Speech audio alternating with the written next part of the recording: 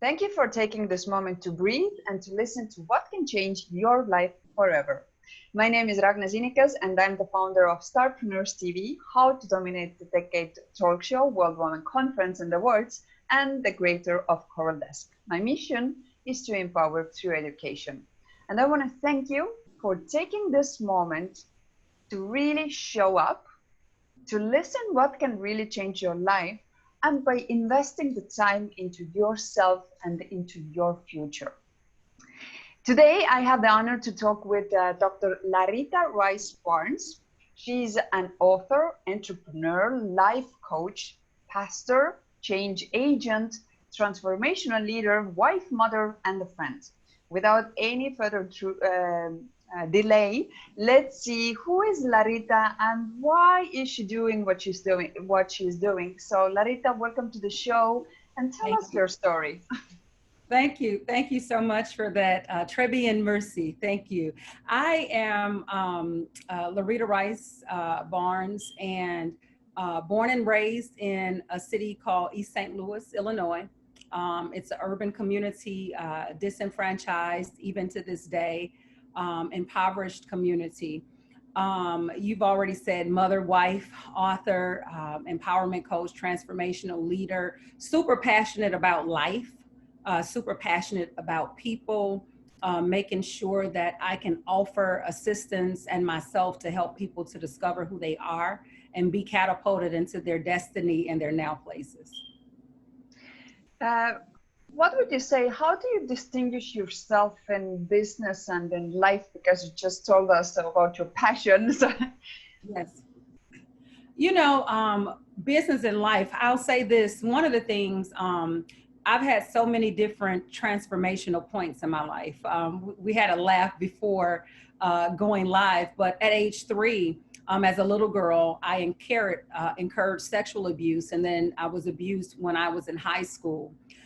From that, I think when it comes to life and then business, having those triumphs over those hurdles, dealing with low self-esteem and low confidence and things of that nature, I had to first learn who I was and understand my purpose and my calling. From there, I was able to differentiate and build out in business, the things that I do in business. And so I think that business and faith, my faith has been strengthened because of my journey.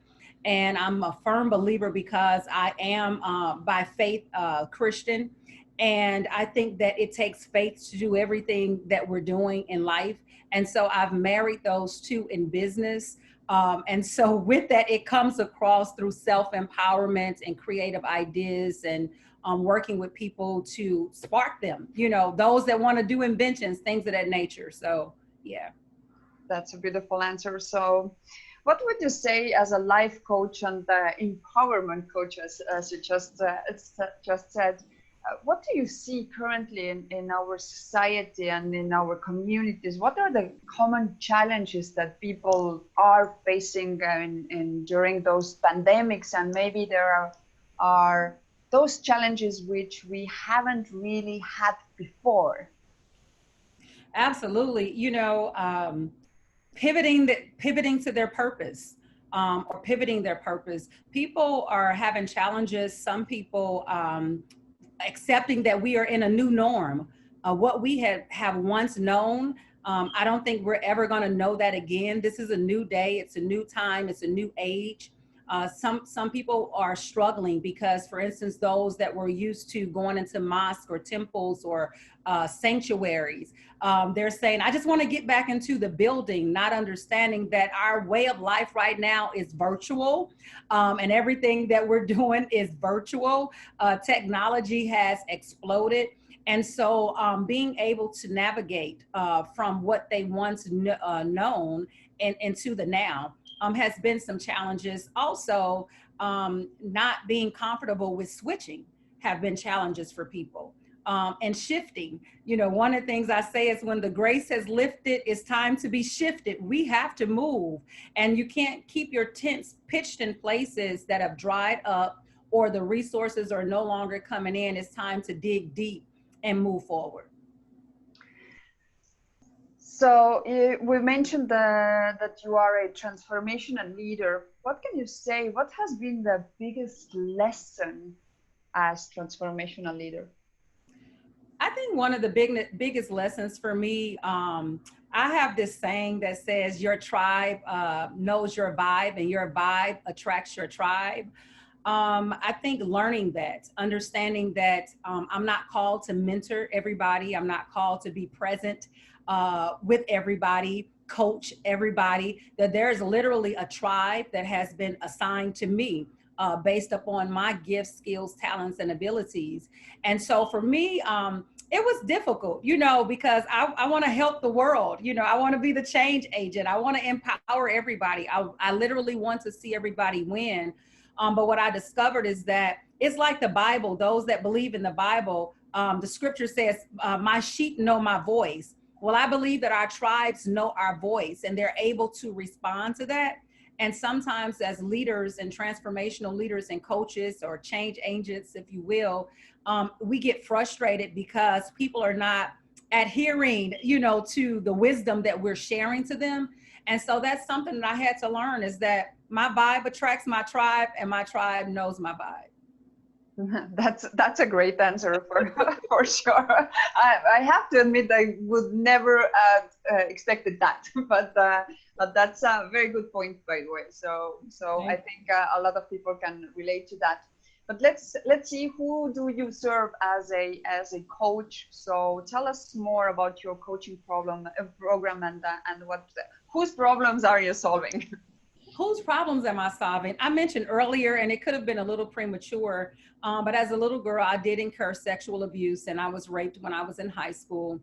Those are women issues, and those are also issues that are taboo, and sometimes people don't want to talk about it because when we get dolled up and we get the stage and put on our stilettos and things of that nature, we really don't want to engage in those kind of conversations. But fortunately and unfortunately, that's part of some women's life. I think that it's important that when it comes to, transforming and stepping into where we are now and progressing, that we have to show up our full self in order to be present and, and help people and be empowered. Yeah. I have been asked the same question, and I want to see what your answer will be. So why do you call yourself a change agent? Because I think one of the things I mentioned, I'm a Christian by faith, and I believe that the power of God lives on the inside of us, that dunamis power. The seed of God is on the inside of us. And because of that, because we have his seed in us, we have creative powers, we have supernatural power. And therefore, because his power is in us and it's been exuberating out, when we show up, we shift the atmospheres. And I literally believe that when I show up, I shift atmospheres. I bring that power with me. I'm able to encourage and enlighten and bring light and love into a room. Beautiful. That's a beautiful answer. Let's talk about your projects. You have several of them, and maybe I didn't capture all of them, so you can add on to it. But let's start with the one which I believe that was your first one, which you founded, which is the Women of Excellence Midwest. Why did you founded it, and who do you serve there? That population, and I'm sorry you asked me that earlier, what population do I serve and why? That the population that I serve is those that are battered and abused. You talked about the executive coach, you just tweaked me, but that ties into Women of Excellence. Women of Excellence was birthed out of my pain, turning my pain into purpose. And so it's a safe haven for women that have been battered and abused, women that are struggling with low self-esteem or confidence, women that just need a safe place to come to unravel and to be able to heal. In addition to that, those that I coach are those who want to change the world, dominate the decade, want to dominate, want to be a trailblazer, want to be a forerunner. Those are the people that I'm able to reach. Those that are in government, I believe that we're called to dominate the 7 mountains of influence, or 7 areas of influence, and all 7 continents. And we share that in common. That's business and arts and entertainment and media and family, government, religion, all those areas. And so those that have a sphere of influence in those arenas or desire, those are my target people. Beautiful. Let's talk about your nonprofit as well. What does this nonprofit do? Yes. So Living Life to the Fullest Community Development Corporation was birthed as an extension to Women of Excellence. With that, we began to work with housing authorities and housing complexes and other partners throughout the community, finding our tribe, those that wanted to be empowered, those that were already walking in their power and wanted to be able to give back, and create tables and platforms so that people were able to marry their visions together to make one. Beautiful. I know that you serve as an executive producer of Power Moments to Live, TV and radio talk show. So what are those shows about, and why did you decide to get involved yourself? Power Moments to Live, designed to shift your thinking and catapult you into your now place. That was birthed out of, I think, in part, just creativity, even from a little girl, sparking and inspiring, when I saw people on television and how they lit up and things of that nature. But creating platforms, I have always had a desire to create platforms for people, just as such as what you're doing right now. And with that, some of the topics or the areas that we focus on are those 7 areas that I previously mentioned. But people that come on the show, they operate in arts and entertainment, empowerment, governmental issues or world affairs, things of that nature, things that surround education and family. Those are topics that we tackle on the show. That's beautiful. You're also a published author. What is your book about? The book is called Trapped in the System. A lot of times when people hear that, they say, what system? Are you talking about the prison system? What system? Because of my upbringing and some of the things that I encountered, I was literally trapped in mine, in my mind, emotionally and mentally, even physically. There was some domestic abuse in my teen years that I incurred. And it talks about that. It's a self-help book that's used to bring empowerment and to help people to get free. It was birthed out to break cycles of abuse or cycles of bondage that people were dealing with, and help them to be strengthened. Because one of the things I know, that we are overcome by our testimonies. And when people hear us share our story, I like to say testimonies don't expire. Share your story, because your story has glory and it will set someone free. And so that's in short what the book is about. I'm currently working on a new book. It's called My Pink Stilettos. And that book is a empowerment book, inspirational stories. It's a competition of women from across the world. And so we have some that are being authors. We have a few more slots left for that. But that book has been in the making for the past 3 years, and now it's back up. And so I'm super excited about that. Beautiful. So what do you see? Everything has changed, the way that we do business, the way that we live, everything has really literally shifted, and everybody had to reinvent themselves. What do you see for future? What the future will bring to you personally and professionally? Oh, Ragnar, what it has brought to me, and what I see in the present and futuristic, is newfound opportunities. I found new sisters across the globe. Lonely. It has brought me sisters. I'm super excited about that. I remember just this past October when I was in Uganda, Africa.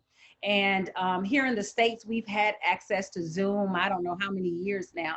But I was trying to introduce it to them in Uganda, Africa, and it didn't work. But since this pandemic has happened, there is all types of apps that have come out that afford us the opportunity to be able to share platforms such as this. those that believe in the gospel. It is opening up the airways to go to the four corners of the earth.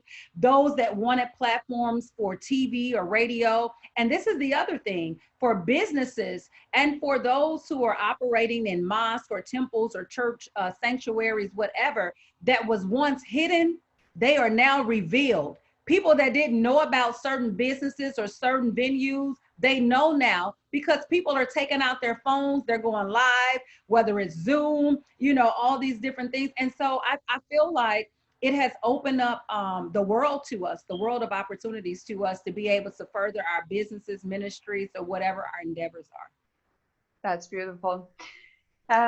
So whoever you're watching, if you have any comments, if you have any questions or recommendations, you can leave them now below the video. We will come back to this video and obviously all your questions will be answered.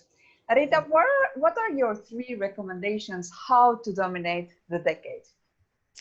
My 3 recommendations, how to dominate the decade. I would say that people need to take advantage of this time that we're in. Rest. Self-care is super, super important. We must get self-care. I believe that we were put in a forced self-care moment where the whole world literally just shut down. That's number 1, I think, self-care. In the midst of that self-care, I would ask people to revisit previous dreams and visions that they had. Write the vision, make it plain so that there is some clarity that's attached to that to be able to carry it forth. And then thirdly, I would say that this is the moment of collaboration. Things that was once hard for us individually, we have people that God has literally been strategically connecting us with by his spirit, where we can move in power. And so collaboration, I think self-care, people taking some time to write out their vision, and then lastly, collaboration. Those are very good points. I hope that you're watching, you wrote them down. If not, go back to this video and take the notes. Why, you will know in a second. But before I reveal that, Larita, if people want to follow you, if they want to contact you, how can they do so? Those that they can contact me through social media.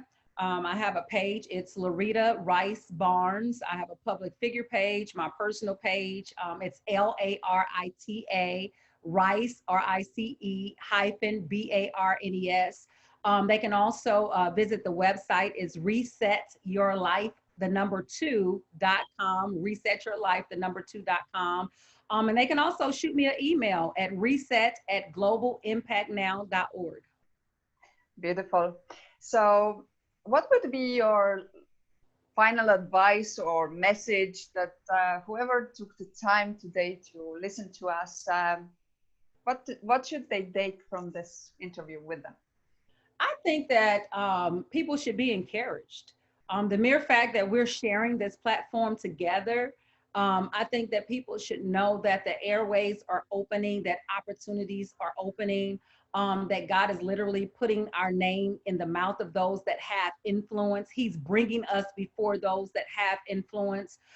So I think they should take courage and know that this is a new day. It's a new time. It's a new era because we're in a new decade, and that the best is yet to come, and not just yet to come, the best is manifesting for us right now. That's a beautiful advice. So you showed up and also hopefully did write down. If you didn't, go back to the video, write down the things that you can actually take action on it. Because when we take action on it, you can actually change your life the way that you want to live. And by doing so, you can become the hero of your life. So become the hero of your own life, but also you can become the hero in someone else's life. How? By sharing this video. Because we are more than sure that there are people who need to hear Larita's story, or they need to hear those golden nuggets which were shared today. So become the hero of your life and in someone else's life. I will see you in our next episode. And Larita, I want to thank you for taking this time. I know that you're very busy and we were finally able to make it. So Thank you for showing up. Thank you. Thank you very much, and hope to hear from you very soon. Thank you.